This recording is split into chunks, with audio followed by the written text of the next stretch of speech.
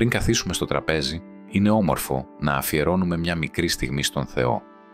Να Τον ευχαριστούμε για τα αγαθά Του, να Του ζητούμε ευλογία για το φαγητό μας και να θυμόμαστε εκείνους που δεν έχουν. Ας πούμε λοιπόν όλοι μαζί την προσευχή πριν το φαγητό. Κύριε Ιησού Χριστέ, Υιέ του Θεού, σε ευχαριστούμε για τούτη την ώρα, για το φαγητό που έχουμε μπροστά μας και για όλα τα καλά που μας χαρίζεις καθημερινά. Εσύ μας τρέφεις, Εσύ μας δυναμώνεις, Εσύ μας στηρίζεις στις χαρές και στις δοκιμασίες μας. Σε παρακαλούμε, ευλόγησε το τραπέζι μας και όσους κάθονται γύρω από αυτό.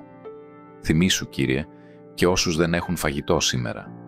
Δώσε σε αυτούς παρηγοριά και σε μας καρδιά γεμάτη αγάπη και ελεημοσύνη. Ας είναι η κάθε μας μπουκιά ευλογία από τα χέρια Σου και δύναμη για το σώμα και την ψυχή μας.